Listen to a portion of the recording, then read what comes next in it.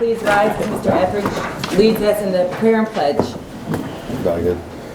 Heavenly Father, we thank you for this day that you've given us, and we thank you for the many blessings that you give us here in Levy County on a daily basis. We ask that you put your hands on our students and our staff as we enter a week of unknowns with the weather, and that you put your hands of protection upon us. We ask all these things in your Son's name, Jesus. Amen. Amen. Pledge. I pledge allegiance to the flag of the United States of America and to the republic for which it stands, one nation, under God, indivisible, with liberty and justice for all. I'd like to take this time to welcome all of our guests this morning. It's good to see these young faces. Now is the time for public comments. If anybody, the podium's open if anybody has any comments. Seeing none, Ms. Hogan, are there any changes to the agenda? Madam Chair? Yes. I'd like to, one item on the consent agenda, the admin other salaries, I'd like to move it to an action item on our agenda for further discussion, please. Okay.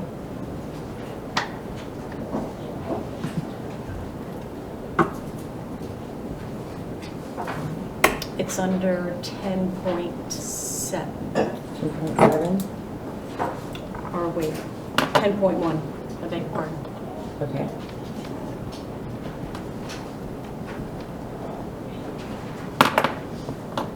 At the very bottom. Yep. I will move that to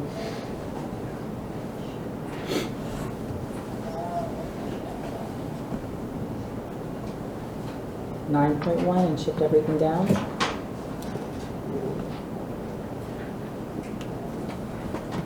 You can just make it 10.1A and then make 10.1B. Okay. Employee status changes. Okay.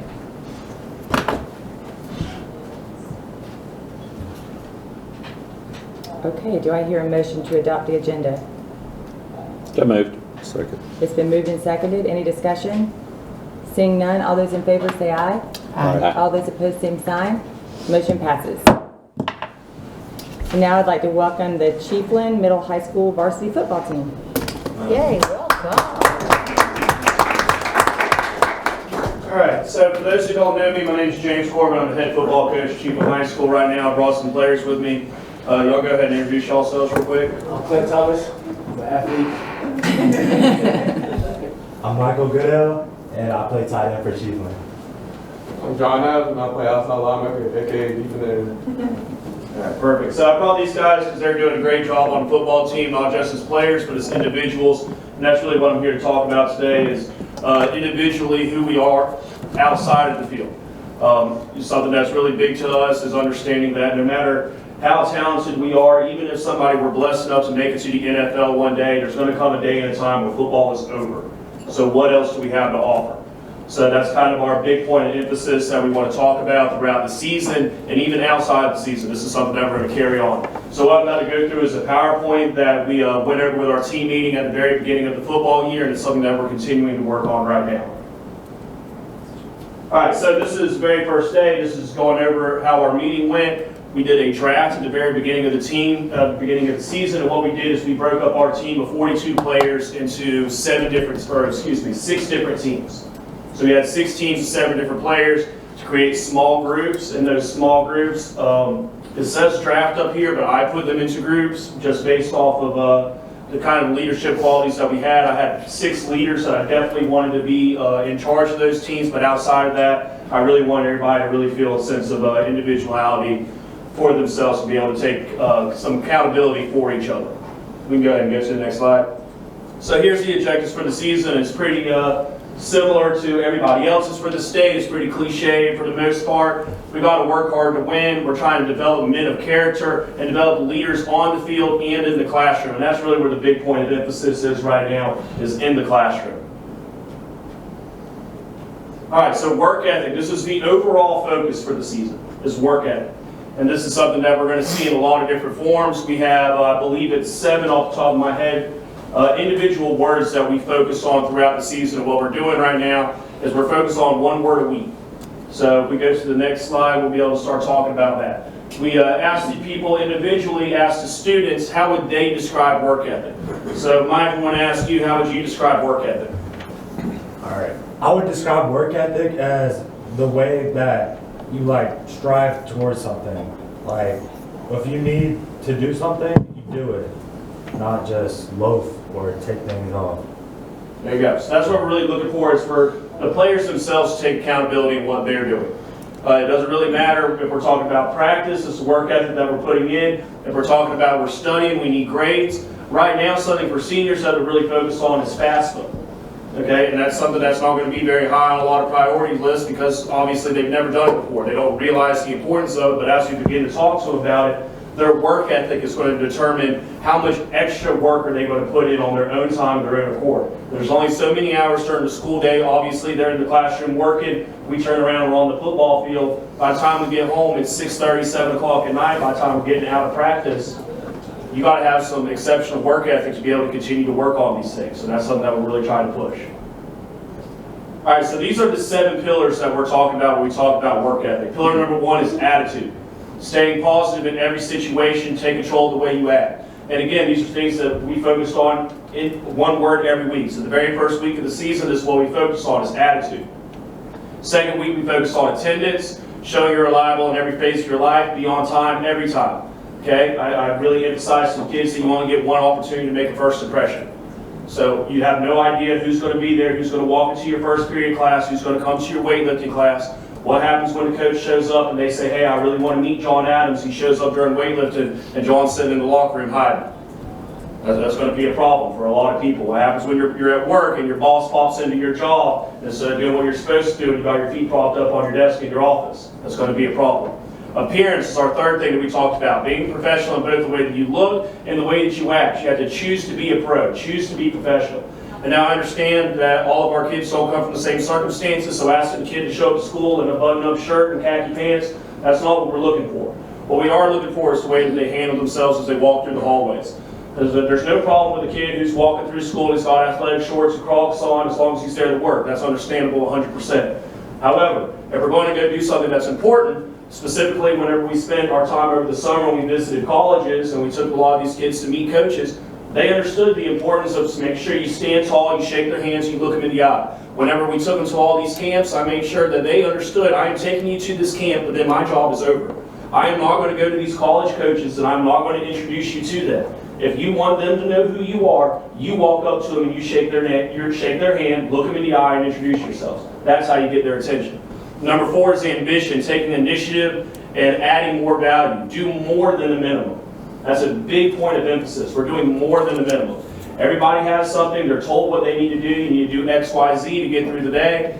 We're not trying to just do what we can do and just try to get by and move on. What else can be done? What else can we accomplish? Have that ambition. Have that drive. Go ahead. All right, number 5, this is acceptance. All right, having respect, following directions, be coachable, and play well with others. Sometimes our players are asked to do things that they might not agree with. Okay? Clint Thomas played quarterback for us all year last year. This year we've asked him to move to wide receiver. He steps into that role. He's done an exceptional job of that, and we haven't caught any slack for doing it because he's accepted that role. The same thing's going to happen to them in the classroom. Sometimes there's going to be a kid who keeps messing with John in the classroom, and that teacher's going to ask John to move. And it wasn't John who was causing those issues, but John was the one who was asked to move. John needs to have that acceptance and understand, even if it weren't his fault, he was asked to do something. So he's going to do it, he's going to accept it, he's going to say yes sir, no sir, yes ma'am, no ma'am, do what he's asked to do, and move on and continue to work hard no matter what the circumstances may have been, whether he agreed to the decision or not. Number 6 is appreciation. This is something our kids really do a great job of, and I'm proud of them for it. It's demonstrating their gratitude towards others, providing selfless service. Okay? We have a ton of people in our community who are willing to go above and beyond to make donations to the football program, to make breakfast for them. Every Friday we have team breakfast. We have a meal after school. Every Thursday we have a meal after school. We don't have a lot of money in Chiefland, but we got people who are willing to help out. They're willing to cook meals for us. They're willing to show up. They're willing to do all these things, and our kids are extremely appreciative for those things and for those people. And it's important to me as a coach, and it's important to everybody who's kind of contributing to this program to feel appreciated. Number 7, and this is actually where we're at right now, this is the week that we're falling into, is accountability. Living honestly and having integrity with every decision that you make. This is the big point of emphasis. Refuse to rationalize bad decisions. Because that is such an easy thing to do, especially for teenage kids, is when they make a mistake, 99% of the time if you talk to kids, the reason that they make a poor decision is because somebody else around them made a poor decision first. But what we need to understand is it doesn't matter what somebody else did, your decisions is what impacted yourself. Hold yourself accountable. Not only hold yourself accountable, hold your teammates accountable. If you know it's a Thursday practice and it's a walkthrough and we're not really doing too much in practice, but you see your teammates over there and he doesn't have his helmet on, or he's over there and he's talking, he's not paying attention to what he's supposed to be paying to. Our kids have actually gotten to the point where they're able to police themselves. We have 17 seniors, so that's really something that we expect out of a group like that. To be able to police themselves and hold each other in line. Okay? At the same time, accountability means that if you made a mistake and you did something wrong and somebody gets on your butt, it ain't because we don't love you. It's because we expect you to perform to a certain standard. We hold everybody to that standard, regardless of how long you've been here, regardless of your talent level. We expect everybody to act in a certain way. All right, so here's kind of some of our team goals. Don't aspire to be the best team. Aspire to be the best for the team. Okay, that's a big thing for us. People are going to be asked to play positions that they don't usually play. People are going to be asked to do things that they don't usually do. There's been plenty of times in the past where special teams is for freshmen and sophomores, because no senior wants to play special teams. There's no glory in it. On our special teams, we have 7 seniors that are running down on kickoff. And not a single one of them complained for it. Honestly, I have more seniors who are asking why they don't get on special teams. Okay, and that's what we're looking for. One man can be a crucial ingredient on a team, but one man cannot make a team. That's another big thing. One of my favorite points to emphasize is my nephew graduated 3 years ago. He had unreal stats at Chiefland. I love to ask the players how many yards he had. Nobody knows. So nobody cares. The only thing people care about is did you win or did you lose? Individuality, when it comes to statistics, is not important at all. What are you contributing to the team? That is the most important thing. All right, so here's kind of our rubric, and this is what we're doing. Our big point of emphasis right now is we're trying to get the school involved, get teachers involved. So we broke it up into small groups. Right now I know it says Tom Brady, Emmitt Smith, all these other players, but this is essentially how it would look. This is team 1. So our team 1 would look like something like Clint Thomas would be where Tom Brady is, and then he even have all of his teammates on there. Okay? Whenever a teacher sees a student doing something exceptional, so our first week was attitude. So I had teachers who would email me throughout the day and they would let me know, hey, I saw John Adams, he's had a great attitude today. When I saw him, he was bright and chipper, he was in a good mood all day today, he deserves a point. So we would give his team 1 point, and we would put that under John's name. And at the end of 2 weeks, we would tally up the total amount of points. Whichever team has the most points at the end of 2 weeks, they'd be served something special. So for that end of the first 2-week period, what we did is we had breakfast for that team. At lunch, I went and got pizzas for the team, and after practice, they had popsicles. So it's not anything that's super large, but we did try to make sure that they felt supported throughout the entire day. It wasn't just like, here's a goodie bag, and you move on, and it doesn't really feel like you got anything. Because then what's really happening that what I really enjoy is 7 players got something, and the other 35 are looking at them going, what do I need to do to be able to get that? And so what actually happened after the first week is I started printing out the scores and hanging them on my door. And so kids would walk by and they would go, why does Trent Bright, he doesn't have any points? But we got to go find him, he's got to go tighten up. So now here the kids are holding each other accountable because they understand if he's not doing his job, it's hurting the team. And that's really what the big point of emphasis is. If one person isn't doing their job, it's hurting the team as a whole. We can go ahead and get to the next one. So this is the rubric, we just talked about that. Remember, our goal for the season is to build leaders on and off the field. We know that the way that you attend practice and the classroom tasks are a correct indication of your success on game day and in life. To be successful, you can't just be compliant, you must be compelled. You must be relentless in your pursuit of applying your best efforts in every area of life. Every job is a self-portrait for the person who does it, and autograph your work with excellence. So everything that we do, we're trying to strive for greatness. That's the overall theme here. We can go ahead and get to the next one. So again, this is just re-emphasizing points are total at the end of each week. or every 2 weeks, excuse me, and this kind of just shows how the team scoring will work. I keep a running score as well of all the points that have been come up to this point. Rewards are given every 2 weeks, includes the popsicles, breakfast, and this is where we're at right now. It's halfway through the season. The team with the most points up to that point were earned gear. So what we're actually waiting on right now is some backpacks from ESN to come in. And I haven't shared with the players because they don't need to know yet because they're not here. But we actually already have a winning team for that halfway point through the year. We're just waiting on these backpacks to come in. We're going to give them to the players, and that will be our halfway point. If you think that breakfast was a motivator for our players, wait till these backpacks roll out. They're going to be all about it and wondering, what is everybody else on my team been doing? Because I know I got 3 points. Where's everybody else at? And, well, that's great, but the team who won, he had 7 points as their team leader. So it kind of holds everybody in check. We can go ahead and go on.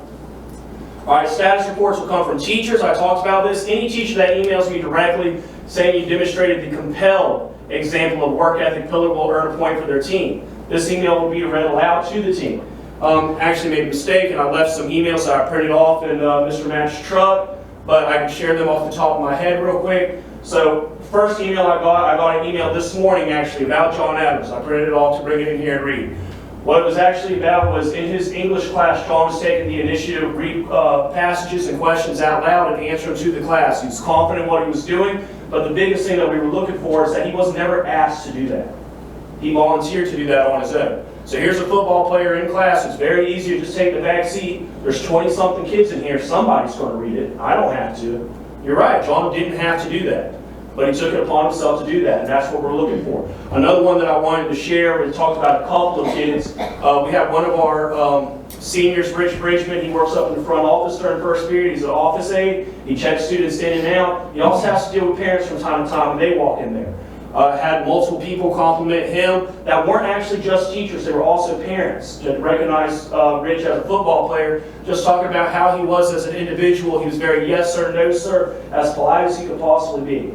Also had our PE teacher, Aaron Haldeman, who's also assistant basketball coach. He reached out to me talking about Clint Thomas and Thomas Pettigrew.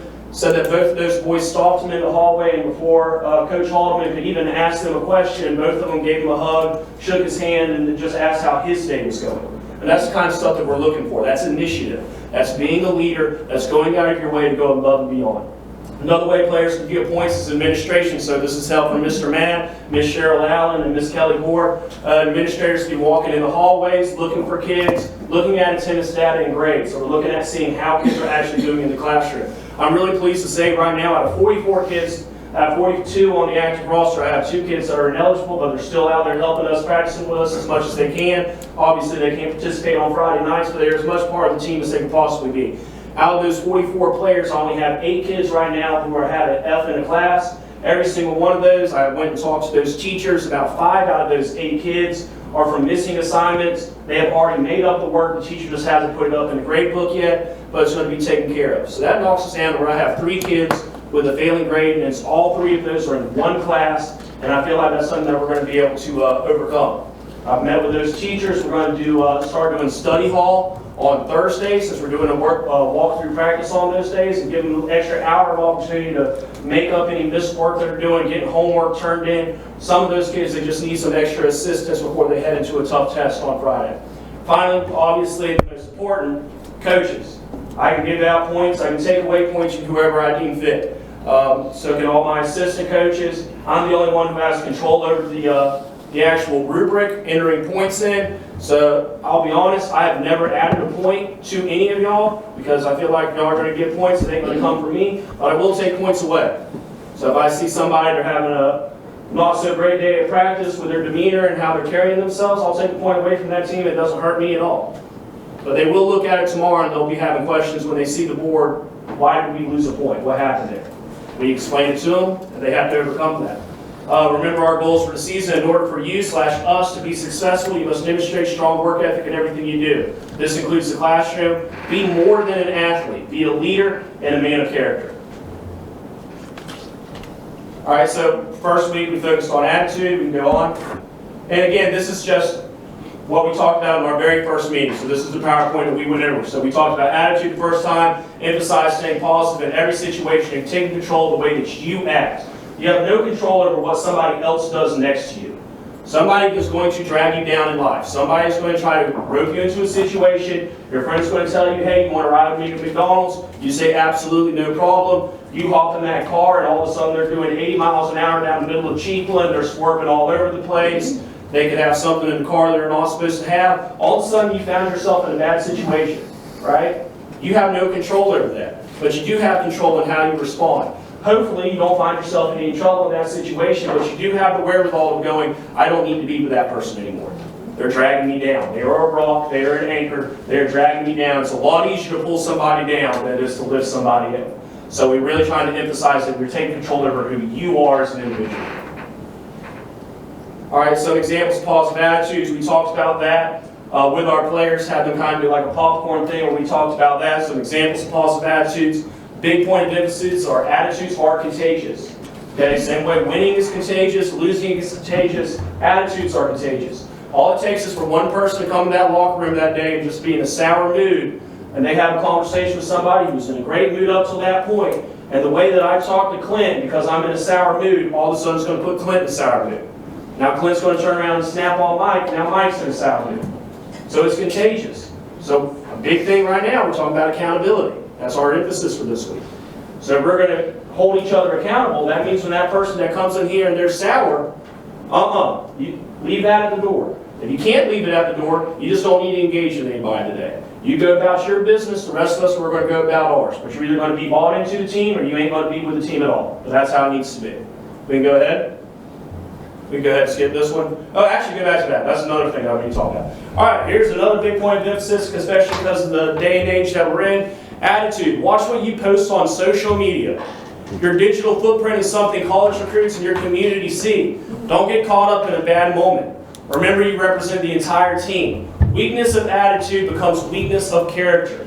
So I try to emphasize to the kids, it doesn't matter. You might think that you're putting it on a private story. Nobody's going to see it. My Facebook is private. I only have 30 people who follow me on Twitter. Nobody's going to see it. People do. That private story that you have where only 120 friends get to see it, somebody's going to screenshot that and share it. Snapchat isn't actually private. Law enforcement can go view whatever they want to go view. So these are big things. I actually have found a website in the past that it is everything you've ever posted on Twitter, whether it's been deleted or not. It stays there. So if I don't have the greatest tech savvy in the world, and I can find that. And that's kind of a big thing that we need to realize. We can go ahead and go to the next one. Our season expectations, relentless effort in all aspects of the game, classroom, weight room, practice, and game. If you give relentless effort in everything that you do, you will surpass any goals you set for yourself and for your team. But it takes that relentless effort in all aspects of life. All right, so these are the new things that we're looking for this year. We have our tribal council. So our tribal council is what we're talking about now with our 6 different leaders that are over top of those teams. Men have been selected to work with coaches and develop team rewards and help work through issues. So we have an issue on the team. We have a cancer that's going on, something that needs to be addressed. These are the 6 players that we will pull off to the side. We will bring into the coach's office. And we will talk about how we are going to police that, not only as coaches, but as a team. How our players police each other. Small group support, staff members will be working with small groups to provide input and support. What's actually started to happen on our campus, we've had a lot of teachers that have reached out, and they have all sponsored a small team. So throughout the school, sometimes if you walk through Chiefland, you'll see signs on teachers' doors that have kids' names on it. That's because that's the kids' homeroom. And not homeroom in the sense of this is where you go to pick up your schedule. This is your homeroom in the sense of it's Friday.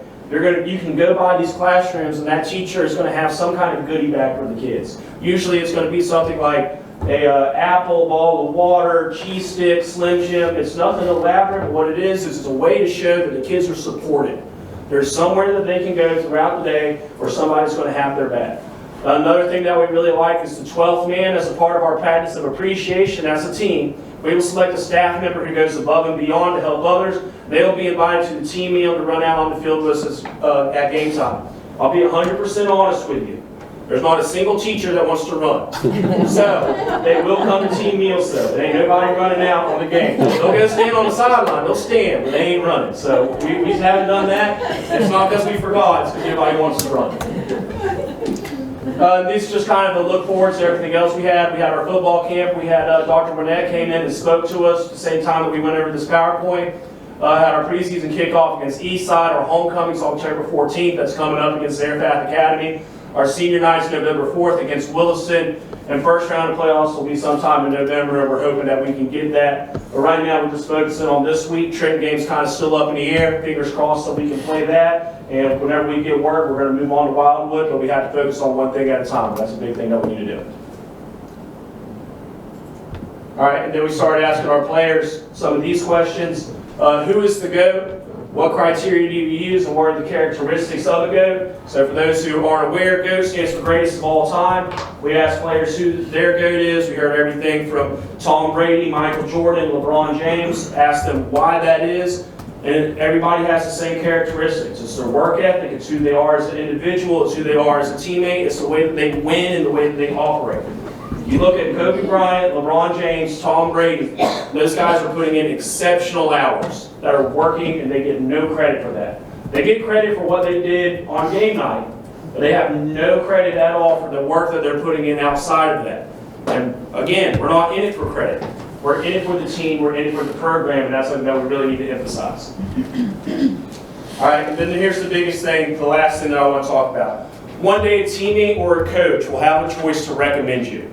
They will remember if you were dependable, committed, a complainer, selfish, a team player, and what you did when nobody was around. Who you are today, including your digital footprints, impacts your tomorrow. Every single person that our kids will engage with, interact with, or just happen to bump into in the street will have some kind of impression of you as an individual. And although it might not seem that critical right now, there's going to come a day and a time where that person's going to have an opportunity to recommend you as a player and as an individual. And what your actions were leading up to that will determine where you are going to go later on in life. As much as we would like to feel like we can accomplish all of our goals on our own, honestly, we are all human, and we all come from a world where we have to understand we are nothing individually. We have to lean on one another, we have to get help from each other, and we have to be willing to lend that hand to other people as well whenever that's called on us. So that's kind of the overall, that's really everything that I wanted to share on the slide. Please feel free to ask some questions to our players. I know that they've really enjoyed this and they would love to share some of their things with them. Here, I'll start off. Alright, so one thing about the point system that I really like is it creates a bond, not only on the field, but it creates a bond in the classroom, something that we were really missing in these last years. As you can tell, all the grades are getting better, and when kids have a good bond in the classroom and in the community, it translates to the field. It translates to winning and playing as a team. Any questions for me? Are you Gina's son? No. What do you think personally happened for you? Can you think of any example? Personally, what happened for me, I already made pretty good grades, but it made me want to help others achieve greatness, as we like to call it. Nice. Any other questions? And what position do you play? I play tight end. Tight end. Thank you. Thank you. Thank you. Me as a senior, like, I want to get as much kids to play football like as I can, no matter if they're in 6th grade, 5th grade. But like, I think the point system like really works because not only you get a prize, but well, that's the goal of it. But you get a prize, but then it'll make a kid want to like work more, like go out there to practice, and make him want to earn a point. It'll make him want to do that in the classroom, want to be more focused, want to engage with other people, and just help each other out. You know, that's my idea on it. Any questions? Who's your GOAT? Who's my GOAT? My GOAT is LeBron James because he don't put nobody down. No matter if he's watching another sport, like say if he's watching hockey or if he's watching baseball, he'll get on Twitter. You know, he'll compliment other people in other sports. Even if he's watching basketball or somebody else on another team, he'll compliment them. He'll put them up, and he come back and donate to his school or something I want to do if I make it to the big leagues. And you know, he's not selfish. He look out for other people. That's my goal. Nice, thank you.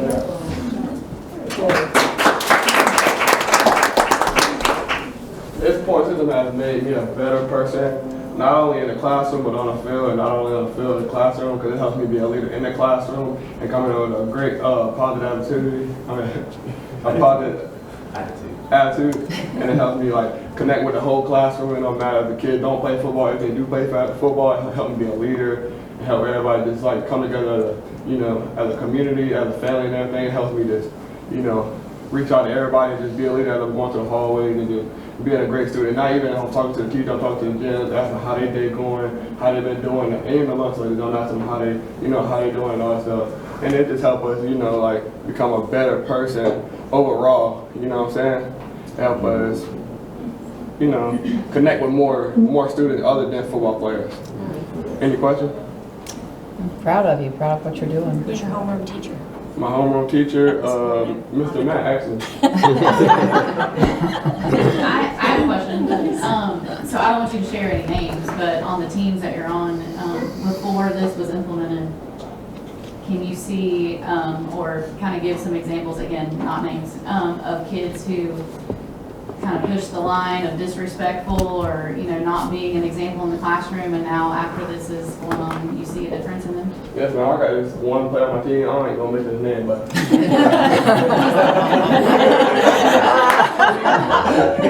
he used to miss school a lot. Like always back talking and everything, and it all comes from the household at the same time. You know what I'm saying? Like he didn't always there. He only had his granny and all stuff. But me being a leader and me being his friend and his family and all stuff, it helped me become it helped me make him become a better football player and a better person. And, communicate with everybody, just tell people how they feel instead of holding it in all the time. Because people need to express themselves sometimes. You know what I'm saying? Do you see a difference in kids that are not football players? Do you think you guys are making an effect on everybody else that's not part of this? Yeah, no. It's having people come together and just asking us, what makes you so better as a football player? What makes you do this as a football player? What makes you a better person? Nice. Especially something that we realize is with 44 players, and that's not even talking about any of the JV program, that's a pretty large percentage of your high school population, especially when you're talking about the males. So it's something that any classroom that you walk into is going to have football players in there. So the way that the football players conduct themselves, the same way that we talked about, attitudes are contagious. It's contagious in the classroom. It's not just a football player thing. So when they see these kids who obviously at the school they hold them to a high esteem, when these kids are the ones who are volunteering to read in class, volunteering to answer questions, that's contagious to everybody else in the classroom. If John's willing to do that, I can do that. That's no problem. Especially because there's so many people who look up to each one of these kids. John's in 9th grade. Mike is in 10th grade. Clint is a senior. They have kids around them who look up to them, and it is contagious. I've had teachers that have come up to me and they have said that they wish that we were able to implement this school-wide. Now, obviously, that's a very lofty goal and also something that's probably attainable, but it's because of the way that our football players want to conduct themselves, it really does rub off on other people. And to add on what John was saying about football players who might have been right there on that line, it wasn't so much disrespect, but attendance, especially for first period, was really a struggle for some of our students last year. Honestly, I'm super pleased for the most part. Now, we do still have a couple that will drag in late every once in a while, but we had one kid, he probably finished the year last year with 40 plus absences. For the first 3 weeks of school, he wasn't even tardy one time.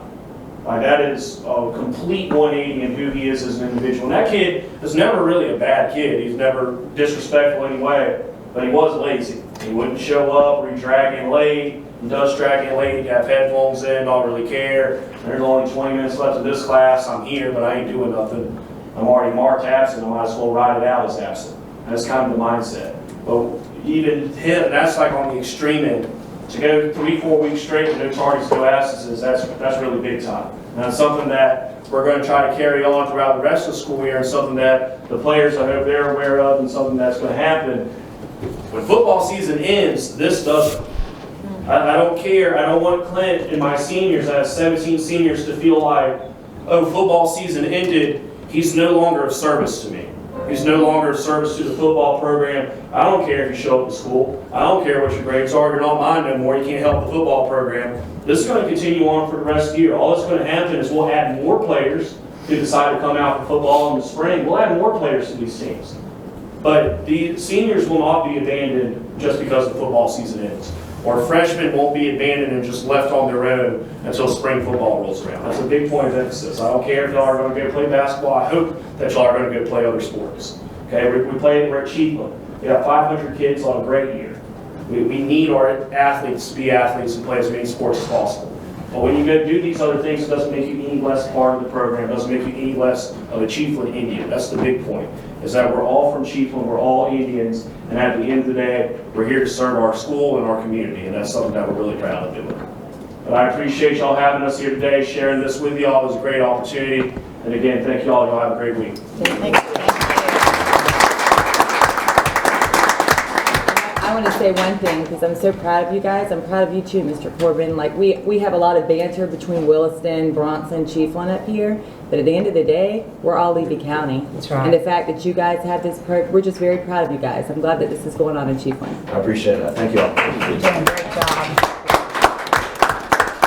Madam Chair, if I can, so I had this during my superintendent comments, but I want to say it because I want to get them back to school so they don't miss any more class time. So if you can't see the impact on campuses or the culture change or what can happen when you have something like this catching wildfire, it truly is impactful, and it truly is making lasting memories that will go on for the rest of their lives. And I couldn't help but point out, so great job using an AVID strategy, so talking about popcorning it out. So Mr. Corbin was an AVID teacher last year, so and my note to myself was truly, how can we expand this to all students? So it is a lofty goal, but great job. Mike, I know you're a man of few words, but great job getting up there. All three of you, great job getting up there. Proud of you guys very, very much. So you guys get back to class. Thank you.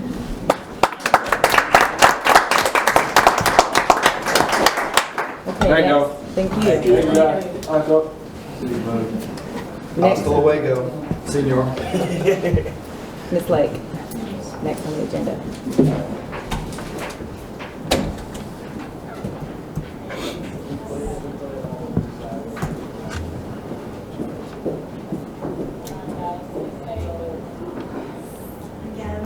To follow, but I will try to make this as exciting. So we're going to walk through our tentative agreement Wednesday before last. Is that correct? It's up there. September 14th. We came to a tentative agreement with the union. Very good meeting. And so I want to break that down. I have a couple things that I need the board to approve during this presentation, but we'll walk through that agreement. It is supposed to be ratified today. Our staff is voting for it. We wanted the board to go ahead and approve so we can get the salary schedules out, because we have a lot of recruiting still to do. All right. First thing that we need to get the board approved is teacher salary increase allocation. Part of this package includes this allocation. This year we received 430, well actually our total allocation was 1.4 million. From that we removed the charter, so the district was left with 1.38. We have, of that 1.38, there's a maintenance allocation, so that's meant to maintain our 2 years previous teacher salary increases, and that was $953,000. Our actual costs, though, are $996,000. And then we had a growth of $433,000. This is due to an increase in this categorical, so this is larger than we received last year. And they changed the way you would divide it. It used to be an 80-20 pot. 80% went to full-time classroom teachers to get them as close to 47.5 or to 47.5 if you could. And then the other 20% went to other instructional personnel. This year they did 50-50. So 50% to full-time classroom teachers to get them as close to 47.5, and the other 50% to other instructional personnel and full-time classroom teachers who did not receive at least 2% in the first pot. So we stretched this as far as we could go. We made it to $43,675 with that 50% pot. And then we came back with the other 50%, and we were able to do an equal distribution of $1,265 to those full-time classroom teachers who did not get at least 2% out of the first pot. And then we took other instructional personnel and made sure they were moved up to the same base of $43,675. Then the other other instructional personnel who did not receive at least 2% received $1,265 as well. So the increases range from $891 to $1,265 with this plan, and we achieved the new minimum base salary of $43,675. So, do you have questions? If you don't, I would like to have this plan approved. I'll make the motion to approve. Second. It's been moved and seconded. Any discussion? Seeing none, all those in favor say aye. Aye. All those opposed, same sign. Motion passes. All right, so we'll move through the rest of the agreement. So in this agreement, we have a highly effective minimum increase of $3,067 and an effective minimum of $2,300.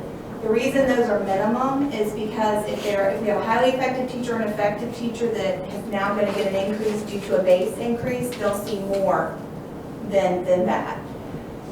And then we have a total increase for those on the grandfathered schedule of $2,300. We've increased the base now to $46,000.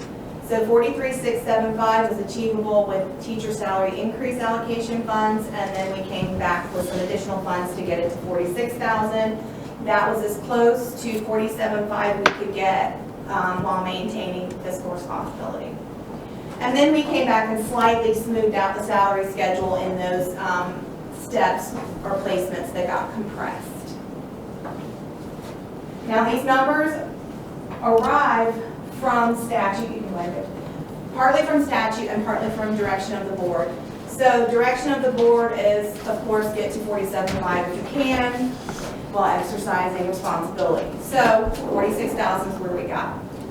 Once we knew that the increase was $3,450 for base, we came back and we looked at the base pay language that says 150% of the largest adjustment made on the grandfather, back up. The annual increase to the minimum base salary cannot be less than 150% of the largest adjustment made to the grandfather schedule. And in speaking with the union, we knew that it was important for these veteran teachers to get $100 for every $150. So we backed into the grandfathered amount of $2,300. So that met that statute. Once we had that, we then had to focus on the salary adjustment statute, which says highly effective must be 25% greater than the highest annual salary adjustment available. Basically, this would also apply to the grandfather schedule.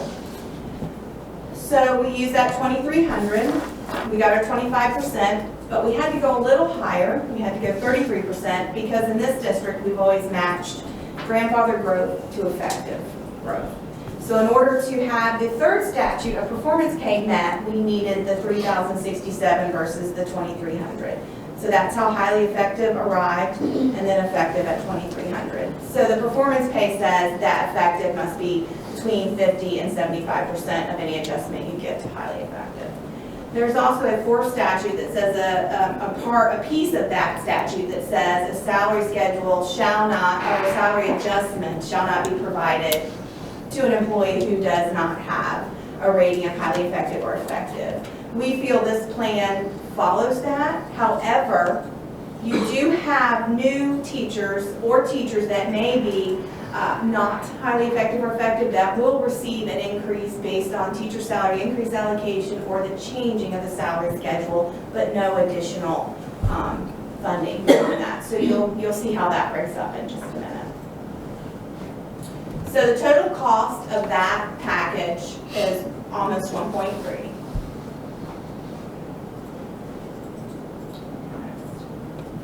So those adjustments range from $1,265, so that number is from teacher salary increase allocation. That would be someone that doesn't have a performance evaluation in our district and would be more of a veteran teacher in number of years. So it would be someone sitting at base. And then $3,450 is the highest you could get in this package, and that has to do with base. So the increases range from 2% to 8% with an average of 7%. performance pay schedule is interesting to me, so I kind of had to break it down because usually we've heard lots of things. There's an idea that if you're at step 0, you'll always be at entry-level pay. Unfortunately, as we chase 47.5, that does tend to occur. You start to reset that 0 as you're chasing that new base. But as one thing that you can see on here is how many people are on each step, how many people are paid above the base. So you start to see as you come down, there are people that are paid higher than what is on this base. And then the average years, there's also this thought that these are new teachers and so on and so forth. So I wanted to do sort of an average so you can see the average number of years for those people on those steps. The thought with performance pay is they start moving this way instead of this way. So I have an example, step 0, I had before teacher salary increase allocation, we had someone on there, we were making $36,250 at the time. That individual was over making $40,000. So they were still on 1, but they were making far more than what someone new to our district in 1 would make. However, with teacher salary increase allocation, it kind of pulls them back to the new base. So they don't have that performance pay yet, setting them apart from new people coming into our district.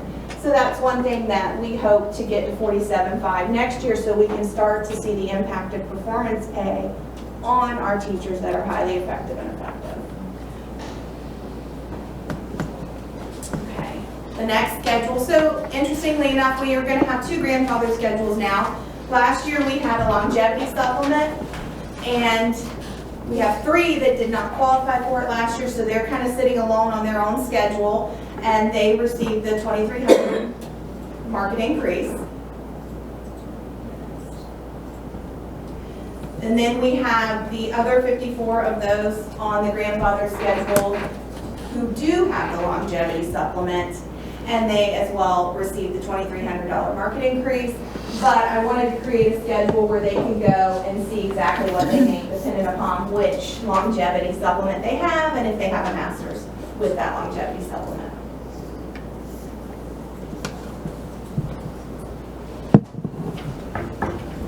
All right, so this is talking just a little bit more about what I just said with the impact of teacher salary increase allocation.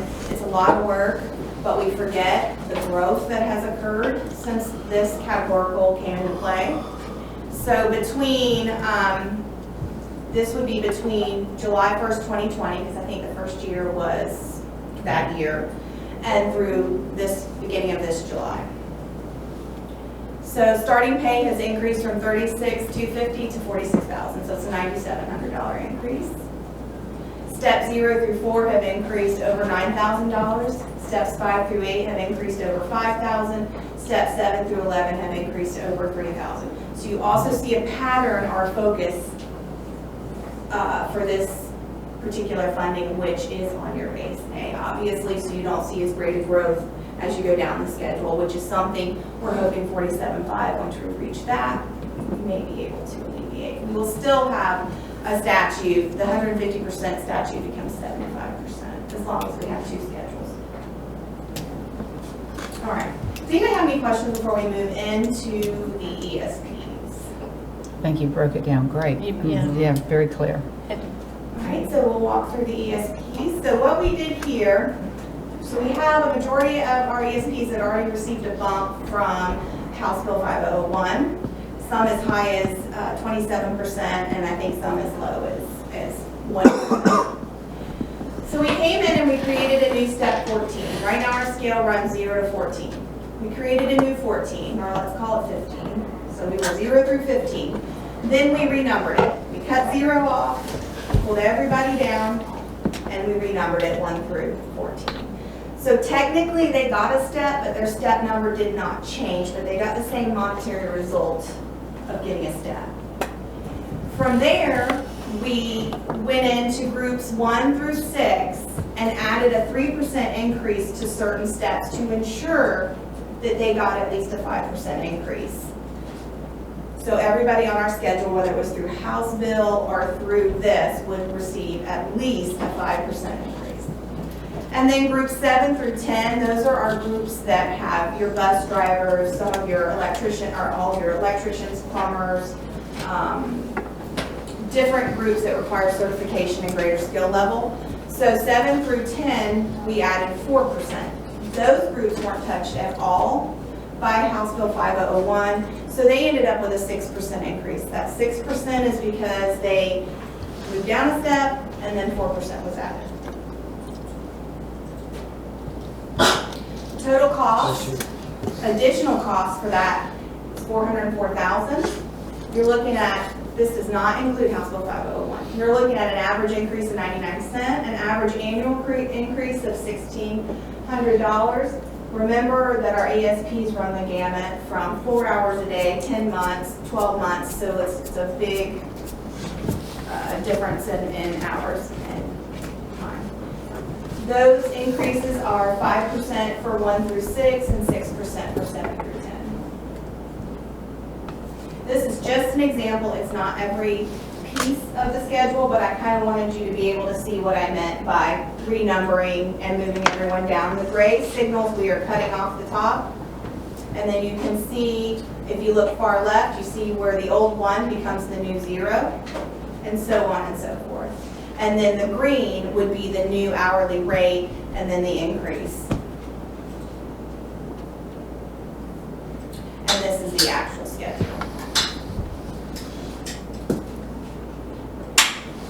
So total cost for the proposals without TSIA or House Bill 5001, so additional district dollars is $1.2 million. And then with TSIA and with House Bill, we're looking at almost $2.7 million in a compensation package. This does not include any board increase for health insurance costs. We were very excited to share with the union that the board had decided to take the risk and accept any rate increase in health insurance this year, even though we don't know yet what that is. Hopefully we'll know soon. This is just a quick history of the self-insurance increases. I had a couple employees ask me what this was because they had the feeling that they had picked up the increases the majority of the time. So I kind of went through it just to see, and this is kind of how it broke down. So since 2014 to this year, I'm happy to say that the board picked up, I think, 6 of those times. We split it one time. The board picked up 92% another time, and twice employees picked up. So we do appreciate the dedication to employees when it comes to health insurance. So finally, there was a bonus request. There was a bonus counter. It was accepted, so we are going to do a $750 bonus for all staff. The conditions will be the same as the $1,000 bonus that the board did last year, except this will be all employees. We have not heard that the governor is going to do anything different, so we've scooped up all employees. And so that will be going out hopefully pretty soon.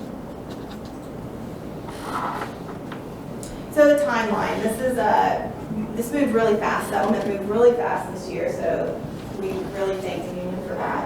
And the bonuses we hope to focus on and get out first, because those are federal dollars, so we can recover those federal dollars quickly.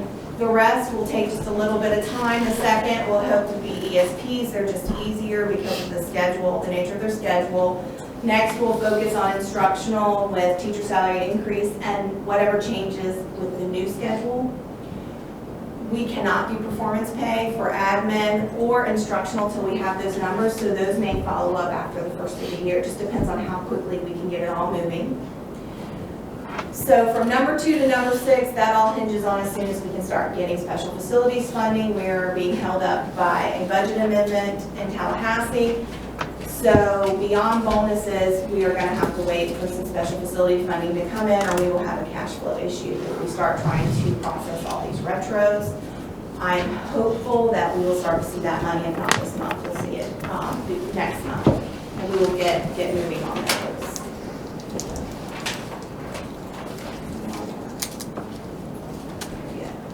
Okay.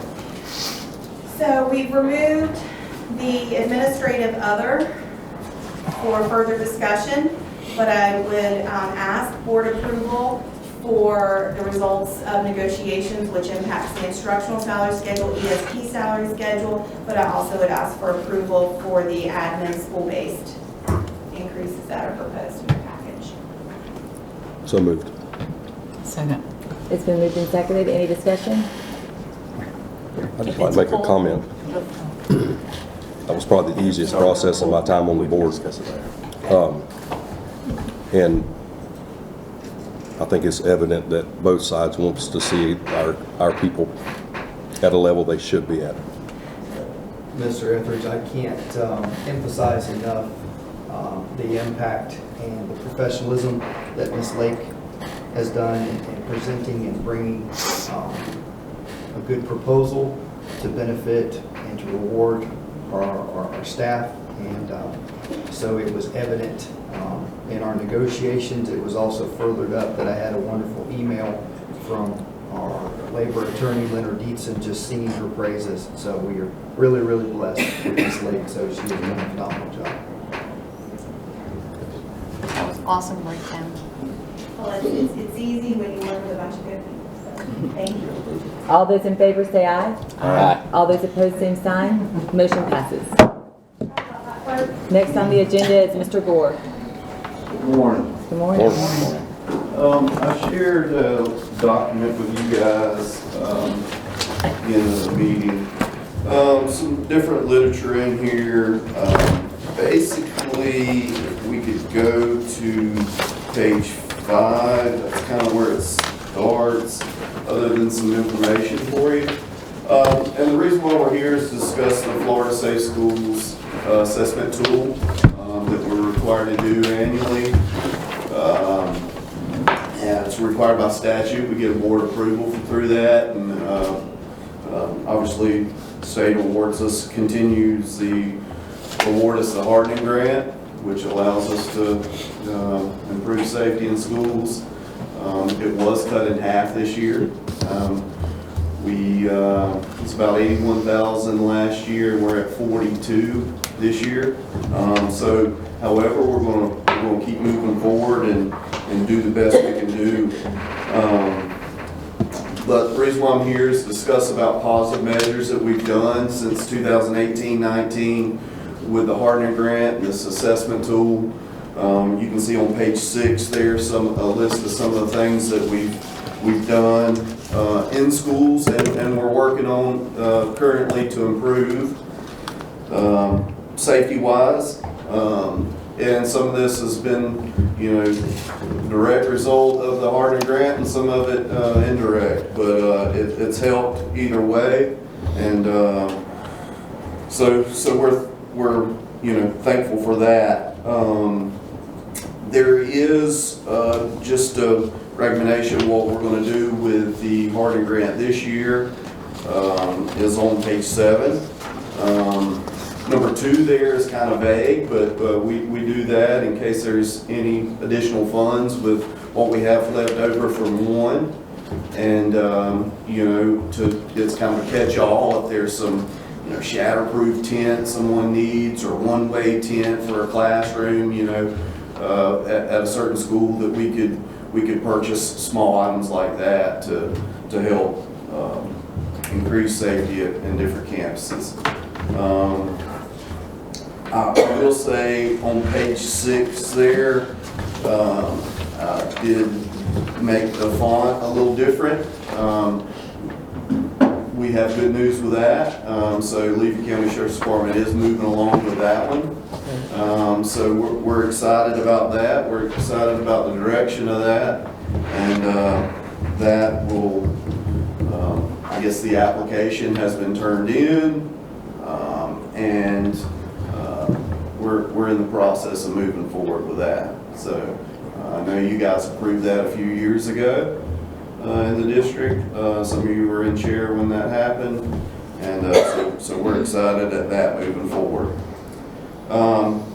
Basically, I just need, if you guys have any questions for me, feel free to ask them now, or if you would like your individual school to discuss any kind of what went on with the assessment tool, you're welcome to come see me at any time to discuss that with your school and and what your administrator and myself went over for your school. I will say this, we're required to do it every 3 years, but we do it annually just because there's turnover. But we do safety tours at every school every summer, and we'll involve local communities, whether it's the Williston Police Department, Williston Fire Department, Levy County Sheriff's Department, myself, an administrator from the school, and we do a tour of the campus. Our campuses don't change a whole lot here, but their turnover is such that I feel like it's important for us to do it annually.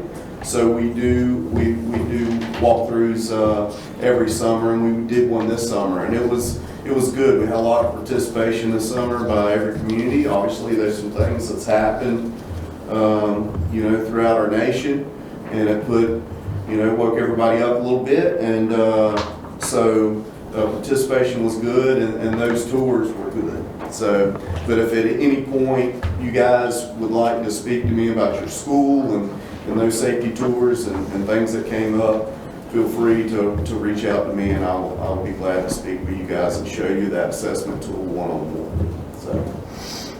So basically, I just need to ask you guys to approve basically what we have there on page 7, if you're good with that. And if there's any recommendations for me that you guys would like for me to look into, to add, please feel free.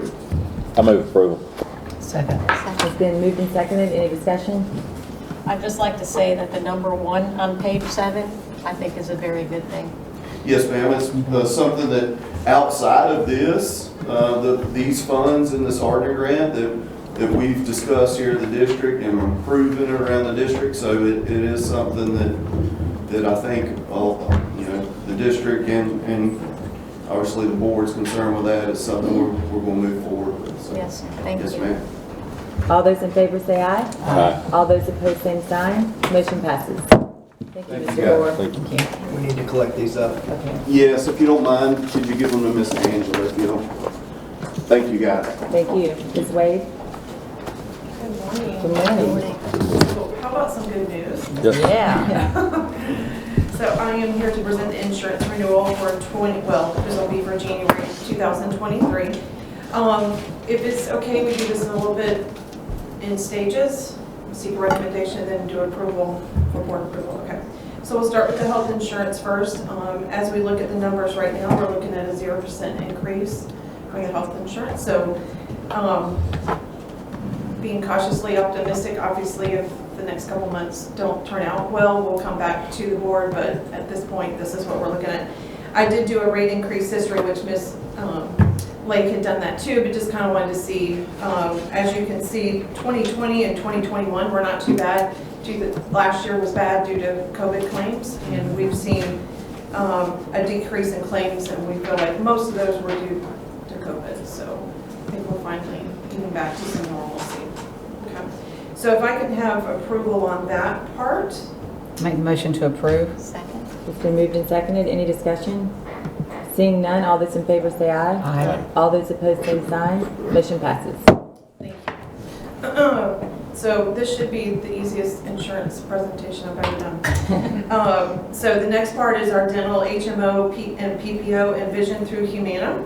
Again, no increases for 2023. We normally don't have huge increases. The vision, we've never had an increase. We've had a little bit of increases on the dental depending on claim history and things like that, but this year they gave us a rate pass, so I'm glad to hear that. Let's go ahead and do Aflac at the same time, if that's okay. So we have a cancer and accident coverage. Traditionally, Aflac does not give us price increases, and that's one of the reasons we stay with them. Our employees love Aflac, they pay very well, so happy to see no increase on that. So if we could do those two. Make a motion to accept those two as is. Second. It's been moved and seconded. Any discussion? Seeing none, all those in favor say aye. Aye. All those opposed, same sign. Motion passes. We have life insurance through Sun Life. The board has a $10,000 basic life insurance policy that you provide for employees. And then there is also a voluntary term life insurance employees can pick up. They have open enrollment when they're first hired, and then when they are, sometimes there's open enrollment during the year, but not always. a normal teacher can offer up to $180,000 of life insurance at their first open enrollment, no questions asked, no medical questionnaires, $50,000 on their children, on their spouse, and up to $10,000 on children. So that's a pretty good thing. But this is term life insurance. So what that means is when they leave employment, they can't take it with them. We've had a couple years of large claims, but they gave us a rate pass, which I did not think that was going to happen, so I'm very pleased with that. Last year we added a whole life insurance policy through Texas Life, and what this is they can take this with them when they leave or they retire. They just pay directly to Texas Life. It doesn't follow through the school board. We don't have any of that. So we have people picking that up, especially when they knew they were going to retire. 3 simple questions, and then basically that was it. So no increases on those two. So if we could do the Sun Life and Texas Life together. Make the motion to approve. Second. It's been moved and seconded. Any discussion? All those in favor say aye. Aye. All those opposed, same sign. Motion passes. And if you have questions about any of the plans I'm going through, please stop me. Next is our long-term disability through One America. No increases there. The one thing they are adding for us is a lump sum rider. So if somebody picks this up and they are totally disabled, they can get a one-time payment of $25,000 or $50,000, and then their monthly payments would start. But this helps somebody, especially if they're going to be totally disabled, to kind of get caught up on their bills, pay off some bills. This is a good option for people. So they'll have, when I do open enrollment in a couple months, I'll be able to explain that to employees. I think this is a great benefit. And we have had a couple employees that have used this. They've been totally disabled, and it doesn't give you your whole income, but it does give you something to pay your bills, and this is an added benefit. Hospital indemnity. This is a plan that allows an employee or their dependent, it's a $1,500 deductible, it pays their $1,500 deductible. A lot of women pick this up if they know they're going to have a baby next year, or if somebody knows they're going to have a surgery. It's for an employee, it's $12.96 a paycheck, so it's about $250 a year, but it'll give them their deductible back. So it's a no-brainer. So if I can have approval on those 2 items. So moved. Second. It's been moved and seconded. Any discussion? Seeing none, all those in favor say aye. Aye. All those opposed, same sign. Motion passes. We have a medical independent care reimbursement where employees can put money set aside tax-free to pay for medical costs the next year. Each year the IRS increases that limit. We don't usually know until about November what they're going to increase it by, but we usually have employees that will max that out for the next year. So no cost increases to the board or to the employee. Can I go ahead and get that approval, and then I'll move on? So moved. Second. It's been moved and seconded. Any discussion? Seeing none, all those in favor say aye. Aye. All those opposed, same sign. Motion passes. So the last item I would like to get board approval on is the telehealth option through Access Medical. It's a voluntary option. The employees pay this themselves. Its prices start at $10 a month for an employee or family coverage. So they would do a telehealth visit. Where this will come in handy is like if it's on a weekend, I can't get into a doctor. If you have a child that's not living at home, they need to see a doctor, and then we always have family members that don't want to actually go in and see a doctor, but they'll do a telehealth visit. The provider that they're talking to can prescribe medications that would be sent out to a local pharmacy. So like I said, this is no cost to the board, but it is a great option for employees. One of the good things I think that has come out of COVID is that medical care is a little more accessible than going in a doctor's office. You can get, virtually, and it makes it a little easier for people. So this is just an option I would like to offer our employees. Is this open enrollment anytime for the Open enrollment to enroll in the plan would only be in this fall or when they're newly hired. Okay. So always in the fall other than newly hires. Correct. And this is new, so we don't have people in it yet, right? That's correct. I move approval. Second. It's been moved and seconded. Any discussion? Seeing none, all those in favor say aye. Aye. All those opposed, same sign. Motion passes. Thank you.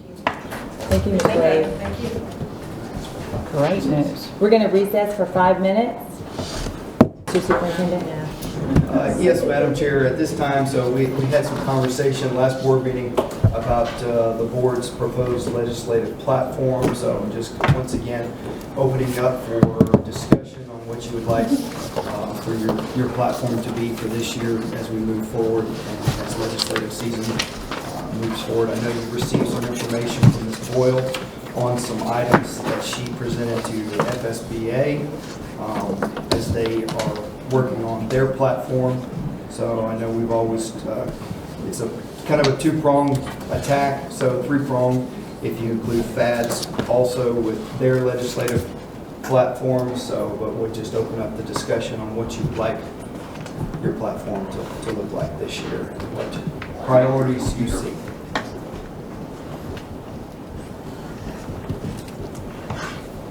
I would like to see us continue concentrating on mental health. In reality, there's always all this discussion on mental health. Well, we need to fund mental health. We're going to need this because without the money, we can't get the people we need. Mental health is a big issue, especially the world has changed from 3 years ago. You know, we spent a long time, kids weren't around kids. People, grown-ups weren't around kids. We're having to relearn that. Mental health is a big deal. I think we need to do that. I'd also believe we do need to keep concentration on the reduction of that participation requirement from 1 mil to 0.75. And I am all for restoring the DCP allocation and maybe increasing that. Other things, of course, are important. That fast testing staffing time frame. I've been here long enough now. I'm a dinosaur, and I'll admit it. I said it in the very first year that I sat on this board, and I'll say it to the end of my time. Yes, we need testing because we need to know where we're at. We don't need to over-test these children, which the state of Florida seems to think every time the wind changes. We need to test these children. But if we're going to have to test them, fund it. Provide us what we need to adequately test it. Provide us with the accommodations these children rightly deserve to properly test these children. We've been there. We've beat that dead horse. I'll beat that dead horse until it's a carcass is ground up. If we're going to do it, do it. If we're not going to do it, shut up and move on. That's how I feel about testing. I'm also here's a crazy belief I have. Believed it when I was a kid in school, believed it when I was a parent that wasn't on this board, and believe it still right now. And we got some here. Teachers know day to day whether that kid's got it or not. I personally have a friend who has a IQ of exceedingly high number. It is over 180. Brilliant human, can do anything in this world, except you hand him a test. He will fail that test every time because he panics. Can't pass that test. But his teachers, the whole time we grew up together, his teachers knew the score. Now, I done got on a soapbox I didn't mean to get on. But, falls back to, we do need assessments because you need to know where you're at. And if you're going to require all these assessments, quit assessing every time you turn around because the teacher's got to teach. But if you're going to do these assessments, fund it, provide us what we need to properly do it. So I agree with doing that. Now I'll be quiet and let y'all throw in else. We can just go down the line. Ms. Boyle, do you have? Well, based just what I made copies for you that Mr. Howard said bring along today is just what was mentioned before, and what you see here is definitely hasn't been submitted 100%. It's just an outline to FSBA on the items that were hit at before. That will take place in Crystal River on October 7th, where they have the platform meeting. But if you see something here that you like, or verbiage that you want to add to, or verbiage that you want to take out, it can be spoken then as well.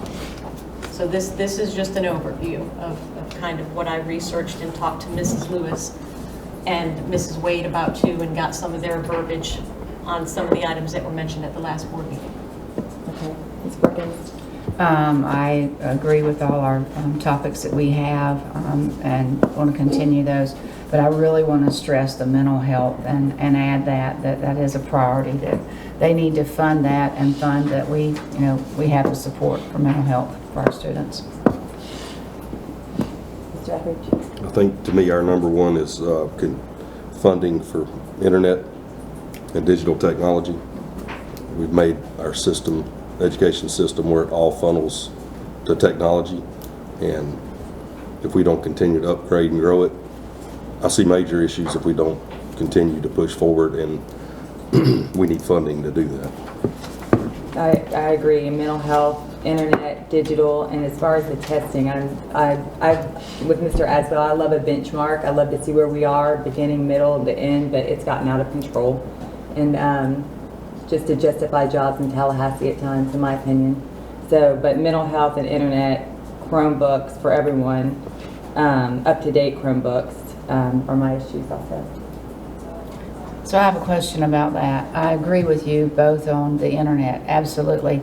But we have the Central Florida Electric who's pushing that broadband and really wanting to do it for our entire county or our area. So are you saying through that and let's lobby for that through them because they have such a big thing that they're pushing? Or are you saying do it different, that we're through our schools, or what are you actually saying on that?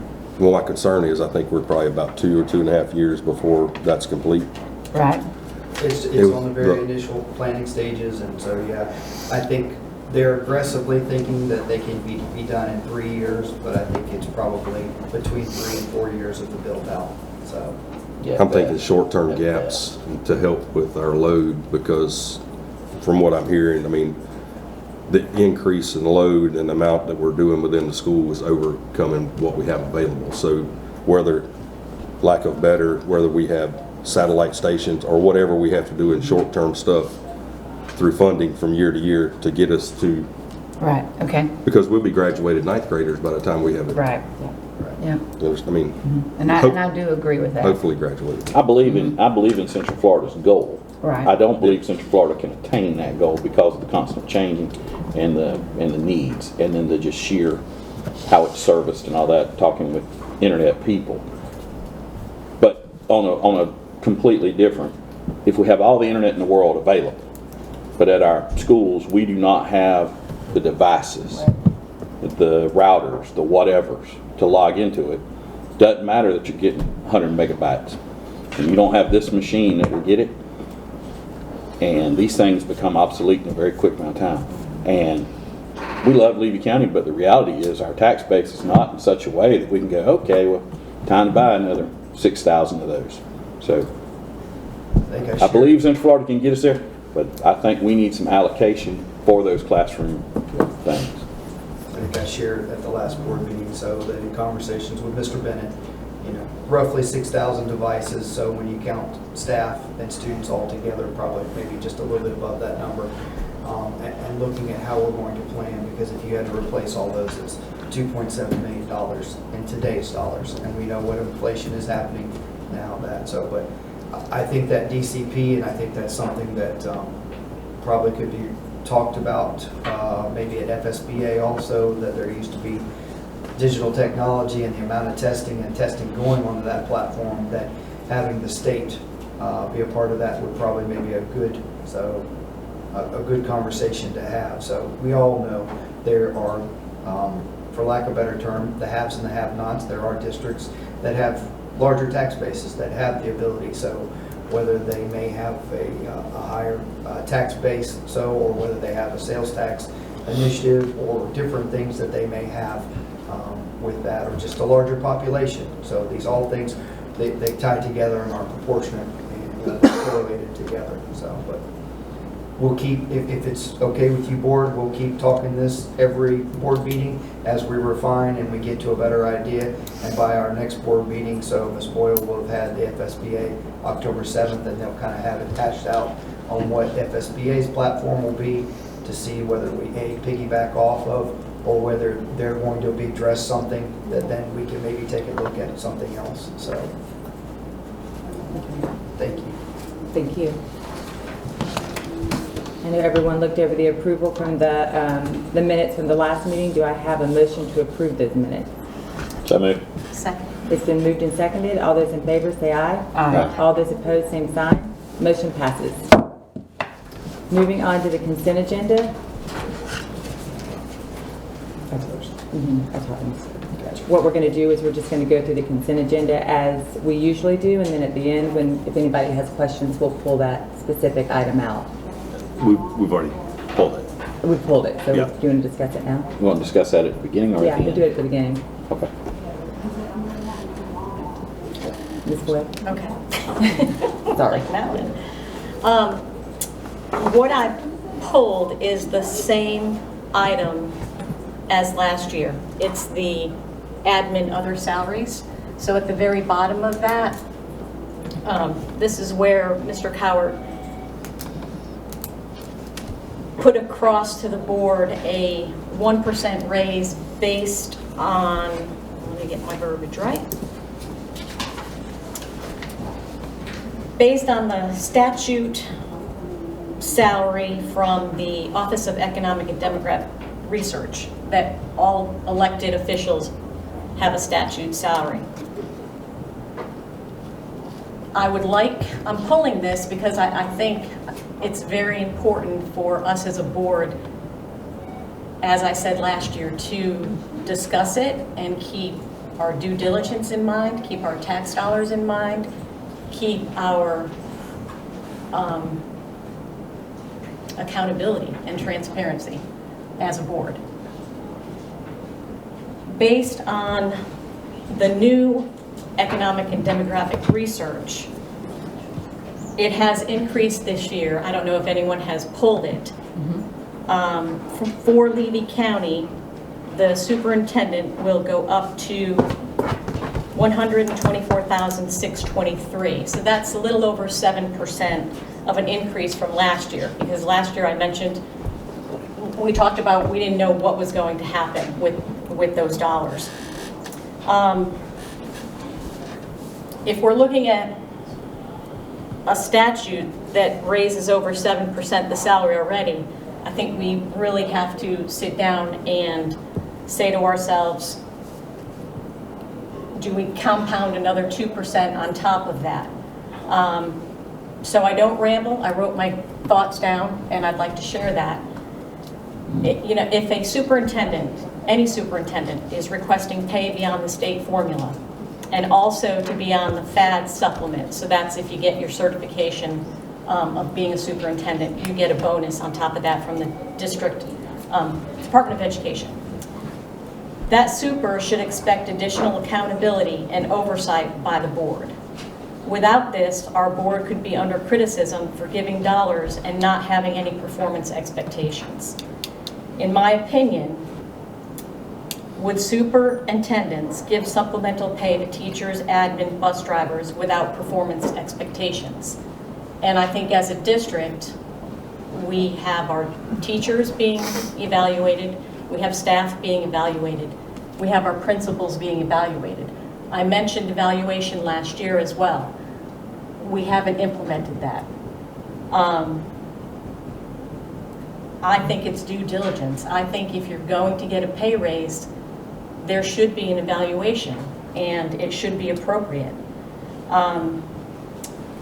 If the answer to that question is no, that supplemental wouldn't be given to teachers or staff based on their performance and expectations of them, then I don't feel it's appropriate for any superintendent for that matter.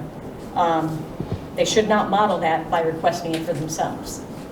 And I have to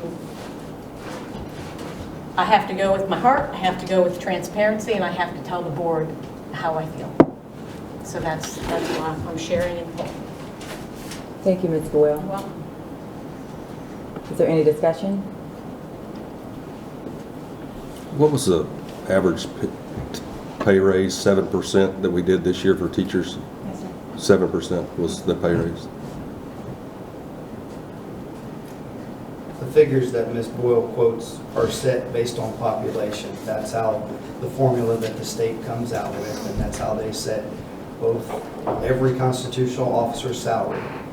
If you notice when you looked on there, you noticed that the sheriff saw a almost $20,000+ raise this year.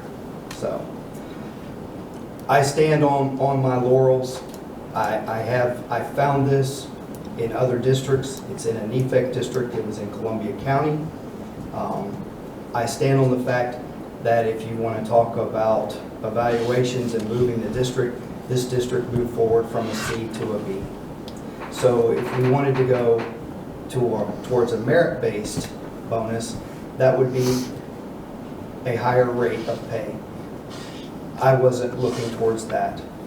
I don't do this job for a pay raise, a pay bump.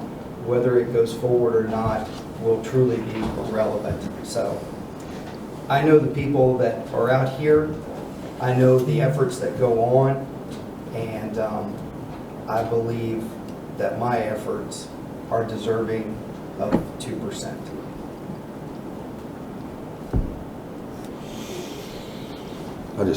I'll make one more comment.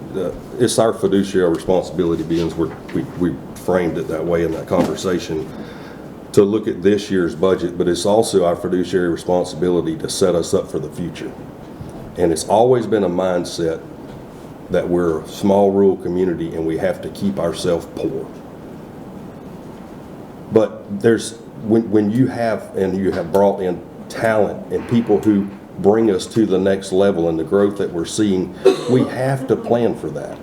We don't need to wake up one day and our superintendent's salary is 15% behind neighboring counties, the way that we've had some issues with staff and employees, and we have to try to catch that up like we did this year. So we take this in incremental amounts every year so that we can budget so we don't hit this wall. That's fiduciary responsibility from a board member. It's just my opinion. When this was first brought up last year, I had no problem saying, and I'll say the same thing again this year. I've probably known Mr. Cowart longer than anyone here, since he was about 4 years old, and I was a little older. So I believe in what he does. I also don't believe he's a selfish person and looking out to try and get this. So I also said at that time that if I ever thought there was a time that he did not need this increase or he hadn't earned it, that I would be one of the first to go, no, not this year. At this time, I appreciate what Ms. Boyle has brought forward. I appreciate what she's saying, but I think he is deserving of it this year. And I like the fact we review it every year, because there very well could be a year that I don't have a problem looking at him going, dude, you didn't do it this year. You know, I'm not for it. I think he's done a good job as far as evaluations go. He's an elected official. As such, he's evaluated the same way I'm evaluated. If the people in my community, people in the county think that I'm terrible, I get a strong evaluation. I also get phone calls. I also get that. Mr. Cowart gets to hear it from the voters, but I have no problem. And he's heard it from me. There's been times I've gone to him and gone, you blew it that time. Or, you know, he's heard my evaluation. I view him same as this guy. I don't need to do a daily evaluation on him. I have no problem looking him in the eye and going, you dropped the ball. You were not what I wanted at that point. But at the same time, I don't have a problem going, hey, excellent job on that. I think that's the evaluation he gets in the election. I think ultimately an evaluation could also be in the term of all of a sudden you see people mass exodus or saying, look, I can't work here anymore. People that have to deal with him on a day-to-day basis. So by watching that, you're able to see an evaluation. This year, I don't have a problem with him getting a 2% increase. I'm all for it. Every year we review it. I'm all for, you may not get it this time, you may get it. He also told us if he has no problem going, hey, I didn't get it. I didn't do it. I can also remember a time, and I don't think that's coming now, but it's been a few years ago, about 7 years ago, we had the proposed salaries, just like they are right now. Everybody had an increase. Well, then hard times hit the state of Florida. We fell off that cliff. The only constitutional officers that had a pay cut were school board members, school superintendents. It was not your supervisor of election. It was not the sheriff. It was not the tax collector. It was the man running your schools. And I will never forget that he took about a $15,000 a year pay cut, and we didn't have the money to supplement it. And superintendent makes more money than a school board member, but his job is that. And just like everybody else in their job, they budget their life based around an expected salary. Imagine if tomorrow you were told, hey, we're cutting your salary $15,000. I saw that happen. We are able to 2%, $2,500. He's earned $2,500 in my opinion. And those are things I think about. So. I agree with the increase. I agree with the increase too. I checks and balances system is always a good thing. Like Mr. Asbell said, we can do this every year and review it. I know I'm friends with a lot of other board members in the state, and one common thing that they all have opinion is how lucky we are to have our superintendent. And I think that if we're going over expectations or perform expectations, he's exceeded expectations in my book for the year. And it's like a babysitter. You want to pay that babysitter a little bit extra when you're taking care of your baby, you know, so he takes care of a lot of babies. So I feel like a 2% increase is warranted this year. So do I hear a motion? I move the approval of 10-1. Second. It's been moved and seconded. Any further discussion? Seeing none, all those in favor say aye. Aye. All those opposed, same sign. Aye. Motion passes. And my computer froze. Is there any other, Mr. Asbell, do you have any consent? All my questions were answered. I think I said it at the last meeting. I'll say it again here. I really like this where we're having students have a job. You know, you see on here Cole Wedge is groundskeeper, that kind of thing. That program I think is awesome. It was on last with Chiefland and Williston. I think that's a good thing. I like that. I'd like to see us have more things for students to do to get those experiences and get a little paycheck. So I think that's great. But I have no questions. Ms. Boyle? My questions were answered. Just my usual question to Mr. Coward to affirm that all new hires were vetted through our policy 6.0. Ms. Marlowe, were all new hires vetted and met minimum qualifications? Absolutely. Thank you, Ms. Hires. Appreciate it. And you affirm that, Mr. Coward, as well? So, My God. Thank you. Ms. Perkins?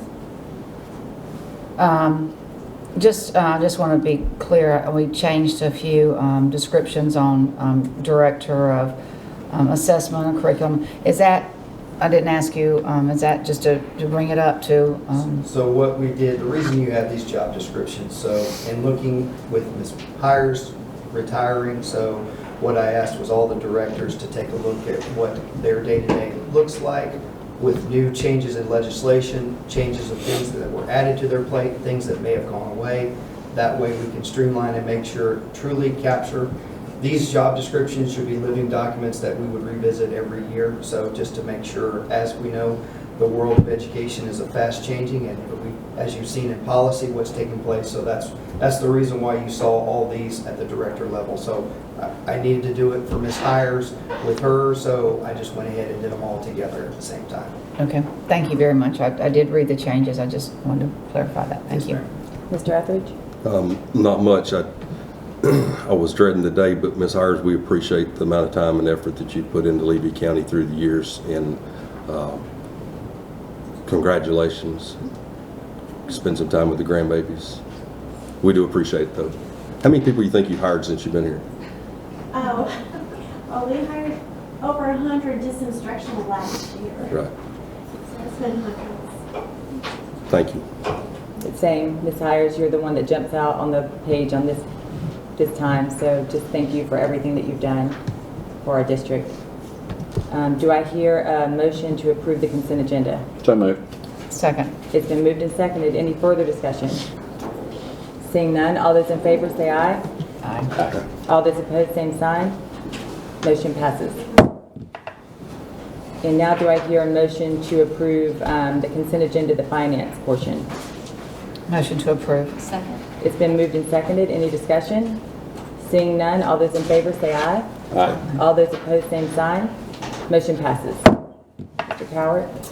Yes, ma'am. So I just want to reiterate the impact that sports and extracurriculars have on our campus and whatnot. They're not measured on a fast test, but you can see today with the wonderful presentation by Mr. Corbin, Coach Corbin, and his 3 young men. And I think that you see that we have pockets of that going on at every single one of our campuses. So we're full swing with volleyball, cross country, and obviously football on Friday nights and some Tuesdays, so in between. But just kudos to the people that put in countless hours and the impact beyond a score on a scoreboard of changing the trajectory of people's lives and what that is. And it's truly a remarkable thing.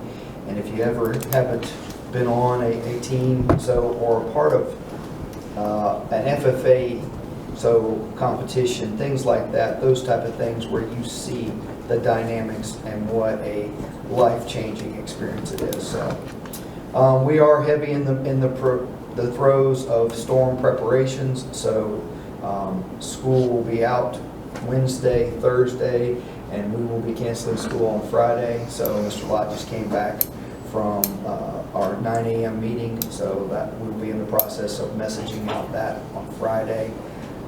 And with that, so that means that today at 4 o'clock, shelters will open. And it's another one of those things that happens in education that is kind of an unmeasured thing. So between Mr. Lott and Mr. Gore, Breezy, and myself being back and forth at the EOC, and then school admin and school staff manning shelters to open them to make sure people who are in danger that they have a safe place to go. So it's just another thing that education and educators do to step up to be the beacon for our community. So we'll open those shelters up. Bronson Elementary Special Needs will open at 4 o'clock today. Bronson Middle High School General Population will open up today. And then we'll evaluate the need for possibly Williston Middle High School to open up if we have an overrun. So, but to take another step back and to look at the figures on what this board has been able to do for our staff, to reward them. You look at $2.7 million this year in compensation. So last year, $1.4 million. So I never want to take away the light of the forethought and fiscal planning of this board that in January of 2013, when many of you sat there and we were at a fund balance of 2.78%. So it's because of that good planning that we've been able to try and get ahead of this and be able to reward our employees, and we're appreciative of what the state has been able to help us with that. So Ms. Hudson has been wonderful to work with, so appreciate her leadership with the association and looking forward to a positive vote today as the contract gets ratified. So, and we'll have good news to report to Tallahassee. So thank you, board. I appreciate your help and your cooperation so as a team. Thank you. Mr. Asbell, start us off. Oh, okay. I have a handful of things. We have a storm amongst us, so the Bronson's football game for Friday night has been postponed. We're trying to reschedule it for Monday. The fishing tournament for this weekend, you're more than welcome to go fishing out there if you want to. That is being postponed also. Would like to extend, this is not my idea, I'm not against you ladies, but tonight at the Baptist Church, the monthly men's meeting, Chuck Clemens is coming, so to speak, and any of you gentlemen that would like to attend that and maybe get a chance to speak to the candidate and current representative, Mr. Clemens, that would be a good opportunity. Want to congratulate Kelly Beckham on his recent installation into the Florida High School Athletic Association Hall of Fame. Coach Beckham was coach at Bronson High School for 24 years, 25 years, something like that. Right. Long time, great record, good guy, and a Cedar Key School graduate. I'm a strong believer in that our schools should recognize the students from Levy County that go out and really become the pinnacle of success in their chosen profession. And Kelly Beckham is a fine example and a product of Cedar Key School, and cut his teeth in Bronson and has done an outstanding job. The last thing that I have is also about a person who does an outstanding job. Through life circumstances, somehow I became and word got out that I became a real advocate for kids that struggle in school. I was a kid who did not struggle in school. Probably until I was 40 years old, couldn't imagine why kids were having these problems in school. You know, school's easy. You can just do it. And you can just hush, sit there, and do what the teacher says and go on. Well, reality is that doesn't work all the time. Reality is some kids struggle and those kind of things. And somehow in the course of my life, I was blessed to have a child who struggled. I say I was blessed to have a child who struggled because my eyes would have never been open to this. And in the course of that, in the course of my time being on this board, people throughout the county have found out, hey, you can call Cameron and ask his personal experience, and they share their personal experiences with me. And this is critical, but it winds up on a good note. Much as I said earlier, I still feel this way. If a child, I don't care if the child is just a standard general population student, a 504 student, an IEP student, whatever that child needs, we should provide that. I get bent way out of shape when a mama calls me and says, my child has a 504 and this is on that 504 plan, and that school is not doing it. We've discussed it, it's laid out, it's all in print. They're not doing it. What do I do, Cameron? My child has an IEP that requires this. I'm supposed to have that. That school is not doing it. What do we do, Cameron? That poor lady in the back, she gets calls from me, and I tell people to call her all the time. I make one phone call to Dr. Hall. Dr. Hall does not go, well, you know, we can't do that. We don't have this. We don't have this. No, she says, that's not right, and we're going to fix that. In all these years, I'm still waiting on the conversation with Dr. Hall where she goes, no, we can't do that. She goes, no, we got to do what's right for these kids, and I want to compliment her. She does an outstanding job. It breaks my heart to know that she's not going to be with us a long time. You know, she's closing in on a deserved retirement. But recently, I've had multiple calls, and I have turned them over to Dr. Hall, and that woman has worked as hard as anybody can to make sure we do it. And shame on those who don't do it. To me, it's one of those things that in the real world, outside in the public, in my line of work, if you call me wanting to insure your skyscraper, I have no problem looking at you and going, I don't know how to insure a skyscraper, let's call somebody. We have too many people that will say, oh yeah, I insure your skyscraper, no problem, and then they don't do it. Dr. Hall, make sure you said you could do it. That baby deserves that, and that's something that should be commended at all times, and I appreciate you, Dr. Hall. Thank you. That's all I have. Thank you. Ms. Boyle? Just everybody's hunkering down in Cedar Key and everywhere, and my prayers to everyone for a safe storm, as safe as we can get through together. Here, if any of the shelters need me, I'm a phone call away. Don't mind showing up at a shelter and helping out if I need to. I'll lose my number. And Mrs. Hires, I just wanted to save it for my board comments, but thank you for everything you've done. I think it was the night of my swearing in. Had a question, and I think you were the first person who stopped, took some time, and you haven't stopped that with me for 2 years. I've learned a lot from you. You will be missed. And I appreciate you very, very much. That's all I have. Thank you, Ms. Boyle. Ms. Brookins? I just am so proud of the program that James Corbin is doing with the football players, and that they came today. I thought that was great, and he had shared that with me at the beginning of the year that they were doing. I really think that's an inspiration to the students, and they're doing a good job. And I just want to comment, Mr. Asworth's comment, that yes, James is a Levy County Chiefland student, so he's continuing on. And his mama's Bronson Eagle. Yeah. But she works at Chiefland. Thank you, So we're very, very Eagle proud of that. Can't help it.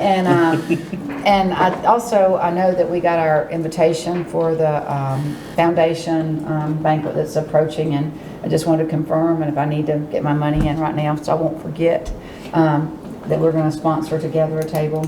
Is that correct? Just like we usually do as a board? Okay. So if I need to pay or get that in, I'm going to make sure I don't forget. tend to forget things sometimes. I'll take care of it for you. Okay. All right, so, and that's all. I just want everybody to be safe. I'm worried to death about the storm and getting everything prepped. Thank you. Thank you. Mr. Etheridge? Don't have a lot. I do appreciate, and this could sound weird, me saying that, but Chiefland's football team being here today. Thank you, Brad. Well, I was sitting there listening as Coach was talking about it because, you know, we get a lot of times where people think it's just football, and there's a lot more to it than that. Right. There's the character building and the pride that it builds within your school when you do it right. And Adam, kudos to you, because I mean that didn't happen overnight. It takes time to make that happen, and you know, 3 guys to stand up and articulate the way they did today and explain is huge. And I appreciate the approach they're taking within inside the school to build it from a positive standpoint, because generally it doesn't work where you get the positive email. It's generally where the student athlete was singled out and you get the negative email. So to turn that thing around is a pretty unique approach. Probably avid all the way through, but I appreciate from the district level all the way through to the classroom the amount of focus that's been put on it, because it changes the whole culture when it's done right. That's it. Thank you. I don't have Go a Red lot. Devils. I don't have a lot. We have a lot. Everyone has to do storm prep, so I'm gonna keep it short and sweet. Heading to Yankeetown after the Yankeetown and Cedar Key are in a unique spot in our county, so prayers for everyone there. Prayers for Miss Brookins Restaurant on the water, and meeting is adjourned.